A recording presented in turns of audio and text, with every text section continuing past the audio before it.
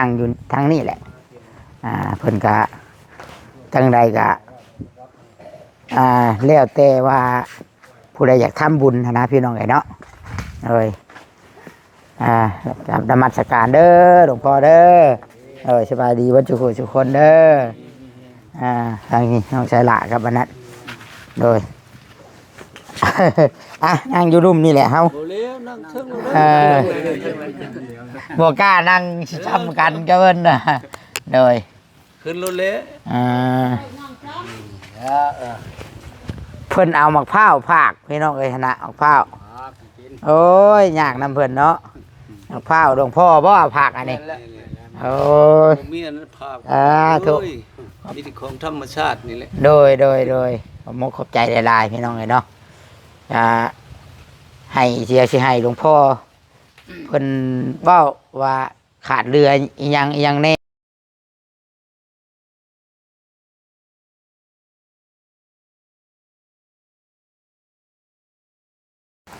ยางไปกดกระหอดอะไรกินอันยางไปกดกระหอดอะไรกินพี่น้องเอ้ยเนาะกราบทักทายสบายดีพี่น้องอยู่กับหลานชายมื้อนี้แต่เก่าต้องตูเวียงแต่ว่าตูเวียงเราดังแล้วพี่น้องเราดังอะไรแล้วทิมค่อยได้นับไปดงเห็นแล้วพี่น้องเอ้ยเนาะ โดยพี่น้องเอ้ยกราบทักทายสบายดีพ่อแม่พี่น้อง FC ผู้รักผู้ใหญ่เบ้อทุกคนเด้อพี่น้องเด้อบ่ว่าสิอยู่ใกล้อยู่ไกลอยู่ฝั่งไทยฝั่งลาวและต่างประเทศนำกับพอๆกันกับตุสิทธิ์ปั่นสุขพี่น้องเอ้ยเนาะกับหลานชายติงนุ้ยพี่น้องเอ้ยตอนนี้นะเฮาอยู่ในบริเวณวัดบ้านยังไงนี่ครับจากอยู่บ้านนากิ่งตัวอ่านป้ายบอกกินนี่อ่านป้ายเฮาตรงในย่างเราไปหาคำละทางนี้ประมาณโมเมนต์นะ100 เมตรลักหนึ่งไปไล่รถลักหนึ่งก็บ่ได้ไกลไปในดอกเพียงแต่ว่าหนทางนี่แหละมันคือทุกคนเห็นในคลิปแหละเดี๋ยวโมนุ้ยสิเห็นมือนี่โมนุ้ยสิได้ลงตัวจริง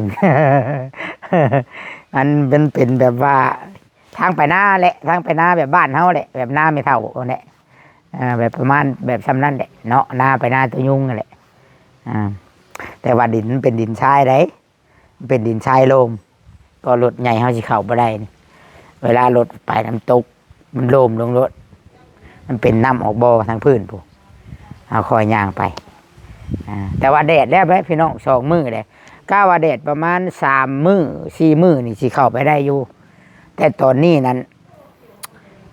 มันเป็นไหหน้าช่องข้างนี่ไหหน้าสูงกว่าทางบัดตั้มมันเป็นแบบทางเกียนนี่น้ำคังน้ำบัดคังอยู่น้ำนะอยู่ในไหหน้าน่ะมันเต็มแล้วเดี๋ยวนี้บัดนี้บัดทางผัดต่ำกว่าไหหน้าน่ะน้ำมันออกบ่ออยู่แล้วบัดนี้น้ำมันก็ซึมลงมาคือเก่าซึมลงมาแต่นั่นน่ะซึมลงมาแต่ยังไหหน้าน่ะมันก็เลยเห็ดเป็นมันก็เลยหนทางมันก็เลยแบบมีน้ำตลอดมันก็เป็นบวมมันยังไงนะพี่น้องโอเคทุกคนเดี๋ยวตุชิตจะเข้าประเด็นเลยคลิปนี้เนาะประเด็นเรื่องราวก็มีอยู่ว่าเรื่องของเรื่องพี่น้องไอ้เนาะคือเมื่อวานนี่นะบ่าวเวียงได้ถ่ายอัปเดตแล้วก็รีวิวไปแล้วทางยาโพพี่น้องเอ้ยทางยาโพยาทานยาโพวัดบ้านนาเกงนี่แหละวัดนี่แหละวัดที่ตุชิตเอารถมาจอดนี่แหละเนาะเพิ่นได้ขอความช่วยเหลือเพิ่นได้ขอความช่วยเหลือกะแล้วแต่พ่อแม่แล้วแต่ออกตนญาติโยมที่เบิ่งที่ชมคลิปสิมีจิตใจศรัทธาว่าซั่นซะจิตใจใส่ศรัทธา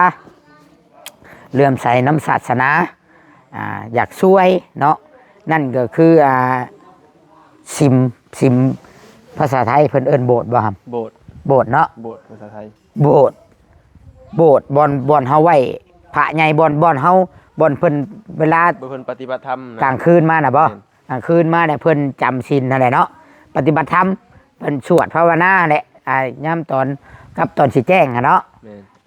อยู่ทางผู้เดียวตุชิตจนในตุชิตสิถ่ายให้เบิ่งวันพระวันหยังเพิ่นก็ป ฏิบัติธรรม อันบอนคือบ้านเฮาบอนเพิ่นเอาพระใหญ่ไว้นะบ่ แม่น เอ่อเพิ่นขอความช่วยเหลือมาพี่น้องเพราะว่าคือเพิ่นว่าบ้านเพิ่นนี่ก็เป็นบ้านน้อยบ้านน้อยที่ว่าประชาชนแล้วก็หลังคาเฮือนกะมันบ่ฮอด200นะพี่น้องบ่ฮอดจักเท่าใดก็ฮอดบ่100ถามเพิ่นว่านี่เดี๋ยวสิถามเพิ่นอีกแต่ว่าในคลิปของเบาเวียงเมื่อวานนี่เบาเวียงได้อัปเดตเบิ่งอยู่กะนี่แหละกะขอความช่วยเหลือนำพ่อแม่เอื้อยอ้ายหรือว่าหมู่เพื่อนท่านใดอยากเพิ่นเอิ้นอิหยังครับอยากถวายบ่ ถวาย ถ้าอยากถวายปัจจัยอยากถวายปัจจัยปัจจุปัจจัยหรือว่าเงินคำผู้ละเล็กผู้ละหน่อยก็ได้บ่ได้ว่าได้หรือคันว่าได้หลายก็ยิ่งดีคันผู้ใดร่ำรวยเนาะเงินเหลือทงเหลือไทยอยากเฮ็ดบุญนำวัดนำว่าสิไปก็ติดต่อมาทางตู้ซิดพี่น้องตู้ซิดจะเอาเงินนั่นแหละมามอบมาถวายให้ทางหลวงพ่อพี่น้องเลยเนาะถ้าหากว่าโอ้สบายดีเด้อมันยังจอบกันว่าเป็นตาตกใจแท้นี่รถพ่วงมาสิเลนได้นี่มีเบาชงกับพ่อเพิ่นกับน้องฉลาบ่งับไว้ก็ได้มันงับบ่ได้เลยพากันไปทั้งไหนเดี๋ยวนี้ลุงหล่าลงมาเบิ่งชิมเลยได้อัปเดตชิมมันคือกันดีเห็นหลวงพ่อเพิ่นก็บอกอยู่บ้านนี่แหละกำลังสิอัปเดตคือกันแล้วเลยชาวเวียกในเฮือนน่ะยังก็ยี่แรกมื้อนี้แหละเล็กน้อยทาสีบ่แล้วเบิดแล้วบัดนี้ยังโตผ่าทางหลังยังทายอีกรอบนึงโอ้เลยโอเคเดี๋ยวสิไปอัปเดตกำลังเปิดคลิปทางนี้ก็ได้โอเคพี่น้องเอ้ยทางเบาชงกับพ่อกับน้องชายละFC ตุชิดสีหูกันดีเนาะพี่น้องเดี๋ยวสิพาทุกคนไปโอ้ลมกับยาปูพร้อมกันกับน้องชายละเลยซะเนาะเพื่อบ่ให้เป็นการเสียเวลาเลยกะได้สิซูมกล้องไปให้ทุกคนได้เบิ่งว่า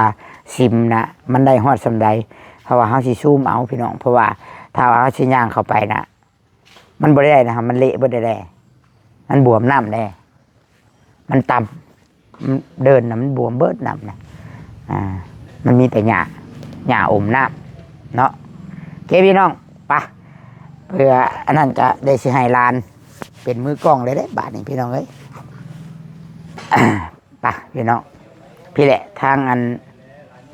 ทางยาปูเพิ่นกะยาปูหรือว่าหลวงพ่อเนาะเพิ่นกะนั่งอยู่ทางนี้แหละเพิ่นกะจังใดกะแล้วแต่ว่าผู้ใดอยากทำบุญนะพี่น้องไอ้เนาะกราบนมัสการเด้อหลวงพ่อเด้อสบายดีวันทุกคนเด้อทางนี้น้องชายละครับวันนั้นโดยนั่งอยู่รุ่มนี่แหละเฮาบัวกล้านั่งช้ำกันก็เพิ่นน่ะโดยขึ้นรถเละเพิ่นเอามะพร้าวภาคพี่น้องเอ้ยนะมะพร้าวโอ้ยยากนำเพิ่นเนาะมะพร้าวหลวงพ่อบ่ภาคอันนี้โอ้ยมีอันนั้นภาคถูกมีแต่ของธรรมชาตินี่แหละโดยผมขอบใจหลายๆพี่น้องเอ้ยเนาะให้เสียสิให้หลวงพ่อเพิ่นเว้าว่าขาดเรืออีหยังแน่นะเนาะมีอีหยังแน่หลวงพ่อที่ว่าเราต้องการเลยมันก็ขาดเรือนะอยู่มันหลายแนวพอคือมันเอาแต่จิตแต่ใจผมออกเสดอเฮานี่แหละมียังได้ทำได้ก็บ่ได้ไปทานโดยก็น้อยก็สิบักเบนนี่นั่นนี่คือว่ามันขาดเรือหลายเนาะมันหลายน้อยสิว่าจะให้เบิ่งเอาแก้ได้พอแก้ได้ซำได้ก็ได้บ่ได้ติได้ทานโดยคือว่าคันว่าได้ซำใดก็แล้วแต่อันทางใดสิเฮ็ดบุญมาเนาะพอเนาะ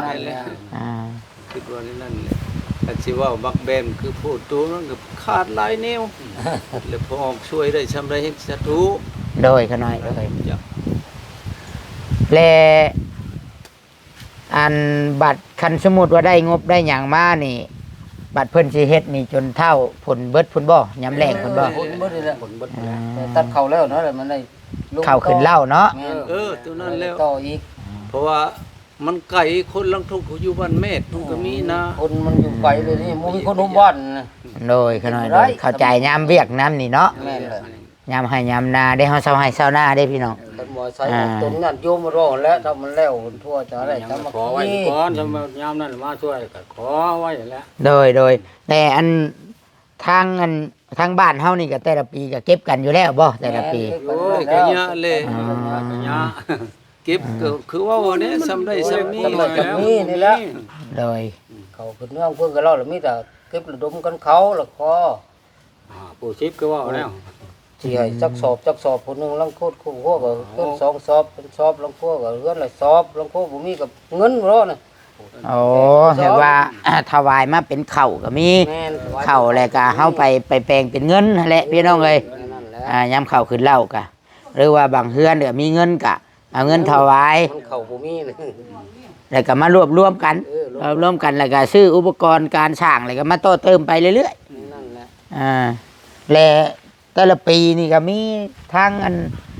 ทางอื่นทางไก่เพิ่นมาทอดกฐินทอดผ้าป่ามีหยังอยู่บ่หลวงพ่อ หาก็ตั้งปีนี้ฟังก็ตั้ง นี่ยังบ่มี ผมมี เพ ก็ ราะ ได้ ว่ามันก็โชคลีก มันมายากเนาะ บ้านน้อยค่อยแค่แล้วบ้านบ่มีผู้นำ มันก็บ่มีสายแน่คิดว่าเพิ่น เพราะว่าต้องมีแบบว่าผู้ที่ว่าพัวพันมาเด้พี่น้องเอ้ยแบบเดียวกับวัดบ้านนนยางบ่วัดบ้านโคกนี่ก็ เห็นว่าเพิ่นก็มีสิทธิ์มีสายเว้าแล้ว ที่ว่าเฮาเชิญพระอาจารย์มาแต่สารคามกันเนาะนี่เนาะ นั่นแหละ เพิ่นต้องมีผู้ฮู้จักคือว่าเนี่ยเนาะ มีนะมีสิทธิ์นะ อ่า มีสายมันก็ได้บ่ คันแบบนั้นแหละสิได้ไว้ แม่ เพราะว่าทอดผ้าป่าเนาะ แม่น มันก็ได้เทื่อละแสน200,000 บาท มีสายแล้วมันมีแต่มัน ธร ยาก รมชาติ อาศัยแต่เก็บน้ำประชาชนน้ำบ้านเนาะช่วยกัน ต้นเล็กหน่อยเอาคือว่าแต่ สิ ละ บล้าน ปี 20ล้านจังได้หลายก็ดีเกิดบุญเกิดทานเอาไว้มันนั่นแหละ โดย เบิดเท่านั้นบ่หลายดอก เฮ็ดเบิ่นหันแล้วก็เบิดอีก เบิดอีก โยนปีใหม่ โยเบิดได้ก็ดี ติด จังว่าบ่อยากขอทั้งนั้นพอได้ช่วยเหลือมาเติมการเล็กน้อยจำได้นะ โอ้โดยอ่ะทางขน้อยก็ได้เนาะกับทางอันตัวชิดกับอันนั้นก็จักชีว่าจังใดก็เบิ่งไปเดี๋ยวสิเอาคลิปลงนั่นแหละพี่น้องเอาคลิปลงให้ FC เบิ่งให้ได้หลายคนได้เห็นแล้วก็ชุดแล้วแต่ผู้ใดสิทำบุญร่วมกัน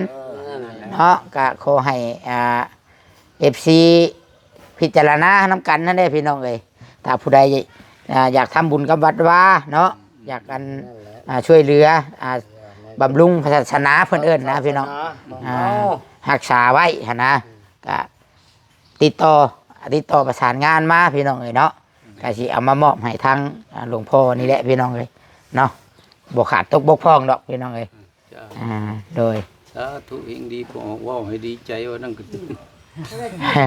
เฮากะยังบ่อันนั่นปานใดดอกพี่น้องเอ้ยเนาะตัวชิดกะแล้วแต่ผู้หลักผู้ใหญ่ FC ได้เป็นคนตัดสินเลยก็สิช่วยเหลือมานะตัวชิดนี่ก็เฮ็ดได้แต่เป็นชื่อเป็นนักข่าวให้ออกไปแก่ชาวโลกได้เห็นว่าวัดนี้เพิ่นก็อยากรักษานี่ของประเพณีศาสนาไว้เนาะอยากให้วัดนี้มีครบเบิดทุกอย่างนั่นแหละมีเกี่ยวกับศิลป์โบสถ์กันไทยเอิ้นเนาะก็ยังขาดเรือลายได้พี่น้องนับแต่เดินยังก็ยังเป็นหญ้าเป็นหยังไงยามผลมากกับมึงก็หญ้านะบ่จักงูแง่วสิเข็บแมงงอดแล้ว บ่จักกันยำนี่กันยำแรก มันเหื่อยนี่ แต่ว่าตัวนี้เฮาแก้ได้อยู่เฮาก็มีแนวตัดหญ้าตัดหยังครับเพราะแก้ไปแต่ละปี อันนี้ก็ผลแล้วมันขาดผลแล้วมันตัดหญ้ามันเคยตัดเดี๋ยวกันขาดผลแล้วตัด แต่ว่าโบสถ์นี่เนาะเฮาอยากได้ก่อนเนาะหลักๆก่อนเนาะ แล้วมันตรงนี้แหละ จักร้อยปลายปีหรือ200ได้วัดตั้ง ยังไม่ตั้ง บ่มีสิมน้ำมูกยักเทื่อพอเอ้ย ได้นี่10นี่ อยากบวชก็บ่ได้บวชอยาก เพียงก็บ่ได้เฮ็ดแล้วมัน ได้ไปบ้านหมู่พุ่นมี อ๋อคันบวชนี่ต้องได้ไปบวชอยู่บ้านอื่นบ่ สำรับ ต้องได้ใช้ซิมบ่คันบวช แม่นั่นแหละมันได้ ต้องมีซิมบ่ต้องมีซิมบอลไหว้พระใหญ่นะบ่เออ หันได้ วันนี้อาตมาคือดึกเนาะสิเฮ็ดจังไดเนาะพิจารณาท่าทางคือบ่งอกเขาคันเก็บชาวบ้าน โดยขน้อย ก็บ่เนื้อผู้50,000 เอ บ่ อ เนื้อแสน ธรรมดาเลย หลายเนาะว่าหลายอันนั้น ชาวบ้านชาวบ้านเฮาเนาะมันจะมีหยัง ใส่เสียใส่แต่ไปตัดอ้อยอยู่ดงพุ่นแหละ เขาก็ตัดอ้อย เข้ากับผู้ได้ชอบ2สอบเนาะไปทำนั่นแหละ กูบ่ได้มันเด้อ กูบ่ได้มันก็หลายจูบ่มีก็หลาย อยู่นั่นแหละหลาย กูบ่ได้ จูบ่ได้ เพื่อนเนาะ ไม่ใช่ เรา เพื่อน หน่อยให้เงิน ชาติว่าได้กูเพื่อนแท้ อาเชฟต้องเที่ยวกัน บ่ได้ มาใช้ ปากคอเขาก็บ่คุ้มแล้วเขาก็ได้เงินแสนนึงแสนก็มาพอเขาหัวมือเขาก็ได้เขาก็ไปตีหยังเบิด โดย แล้วก็เอาคือว่า ไปก็เอา อายุวัดนี่มี3องค์บ่ แม่นแล้วจำ อันจนน้อยนะฮะกระบวชใหม่บ่ผู้หนึง บวชได้2เดือน3เดือนนี่แหละ บ่ทันได้เดือนพุ่นนี่หากระบวดจงจำมื้อนี่นั่นถึงแล้ว เพราะว่าถ้าไม่ยังมันบ่มีพี่น้องเอ้ยถ้าผู้สิบวชก็บ่อยากบวชได้เนาะแบบว่ามันขาดเกินลายก็บ่ร่อนค่อนแค้นไปรถมันรถ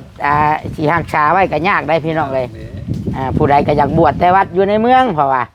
มีครบเบิดรถอยู่บ้านนอกบ้านนาเฮารถสิบ่มีไผอยากบวชแล้วบัด อยู่เวียงมันก็อยู่ยังฮอด10ผู้ใดคนในบ้านอยู่เวียง ไผก็อยากไปอยู่แต่ในเมืองเบิดเนาะ มันสนุกพุ่นแล้วอันนี้มันอยู่ในมันทุกข์บาด ถวายก็ถวายเนี่ยมาเนี่ยได้พี่น้องเอ้ยทางบ้านนอกบ้านนาเฮาก็ถือว่าเข้าถึงยากอะนะก็บ่แม่นว่าโทษว่าวัดในเมืองได้พี่น้องเอ้ยคือความหมายก็อยากให้เฮารักษาไว้ให้เบิดทุกบ้านนะก็ต้องช่วยกันนั่นแหละพี่น้องเอ้ยเนาะโดยซ้ำนี้แล้วเนาะอย่าพอเนาะโดยก็เดี๋ยวสิพาทุกคนไปเบิ่งตัวนั่นก่อนบัดนี้พี่น้องเอ้ยเนาะทางอันลูกหลานก็ขอบใจหลายๆเด้อนี่เดี๋ยวเพิ่นเอาอันนี้ฝากพี่น้องเลยสาธุโดยสาธุ ดีใจเลยได้ว่าได้ลบน้ำแล้ว โดยขนาดเพราะว่าเดี๋ยวสีย่างเข้าไปหาเท่าคำหลายอีกนะหลวงพ่อเบิ่งเดี๋ยวสีเอานี่ไว้ก่อนพี่น้องเลยเอาบ่น้องหลากินบ่ฮะเอาบ่เอาแบ่งเอาแม่คนละซองเด้อเบิ่งเอาปั่นกันนี่เอาไปแม่นี่ของพ่อเพิ่นต้อนเนี่ยแม่มะพร้าวพี่น้องเอ้ยเนาะโอ้ย บ้านเฮาห้องติดบ้านเฮาโอ้แต่ทางไทยเพิ่น อยู่ไทยเพิ่นห้องโบ๊ทนี่แหละเฮากะถือตัวชิดมากกะได้ฝากรถน้ำเพิ่นน้ำพี่น้องเอ้ยโอ้ยเดี๋ยวสิมารีวิวเดี๋ยวจังเอาก็ได้อันนี้ขันจองรีวิวให้แล้วเลยจ้ะเดี๋ยวเขาสิยืนอยู่พี่เพราะว่านี่เป็นบ่อน้ำนี่มันบวมน้ำไปเลยนะเนาะซูมไปครับเดี๋ยวได้แต่ซ้ำนี่นะเดี๋ยวนี้นะได้แต่ซ้ำนี่ทุกคนเลยได้แต่แอลก็ยังได้บุเบิดครับแอลก็แต่ว่ากะบ่ได้ใหญ่ปานใดเลยบ่ได้ใหญ่ปานใดบ่ซ้ำบ้านเฮาเนาะ บ่ซ้ เนาะสิบ้านเฮาใหญ่กว่านี้เนาะใหญ่เลยก็สูงเนาะความสูงนี่สูงกว่าได้บ่คิดว่า สูงกว่าหลายแต่ว่าความใหญ่นี่บ้านเฮาใหญ่กว่านิดนึง เพื่อหลังคาอีกเนาะเพื่อหลังคาขึ้นไปต่อหลังคาอีกสูงเด้จากนาทีนะครับ 17นาที อันนี้ก็สุดแล้วแต่FC แล้วก็ผู้รักผู้ใหญ่สิทำบุญร่วมทำบุญน้ำกันเด้อสำหรับแพ่บุญได้พี่น้องอันนี้สำหรับแพ่บุญสำหรับแพ่บุญผู้ใดที่อยู่ไกลไปใส่บาตรบ่ได้ไปลงวัดลงวาบ่ได้เนาะยุ่งยากบ่มีเวลาการนี้แหละโอกาสมาเลยทุกคนผากมาก็ได้ผากมาโมบุญน้ำกันเดี๋ยวตู้ซิดสิเอามามอบแล้วก็ถวายได้ถ่ายคลิปให้เบิ่งพี่น้องเอ้ยเนาะได้บุญแน่นอนพี่น้องเอ้ยได้บุญเชื่อว่าได้บุญเนาะจังใดก็ ฝากทุกคนเนี่ยเด้อกดไลค์กดแชร์คอมเมนต์มาในพี่น้องกดไลค์กดแชร์ออกไปหลายๆเพื่อให้ผู้ที่ใจบุญผู้ที่อยากทำบุญได้เห็นคลิปนี้จังช่วยกันเนาะหลวงพ่อเพิ่นก็ขอความช่วยเหลือมาพี่น้องเอ้ยก็อยากให้ตู้ชิดทายแน่เพื่ออยากให้FC ช่วยกันว่าซั่นเนาะโอเคพี่น้องเอ้ยสาธุขอให้ทุกคนได้บุญกุศลน้ำกันเด้อจังใดก็ได้กะมื้อนี้ก็เอาบุญกุศลมาฝากพี่น้องเนาะนี่จังใดกะฝากทุกคนเป็นกำลังใจให้แน่ฝากกดไลค์กดแชร์เนาะสุดท้ายนี้ตู้ชิดก็สิได้ขอกล่าวคำว่าสบายดีพี่น้องโอเค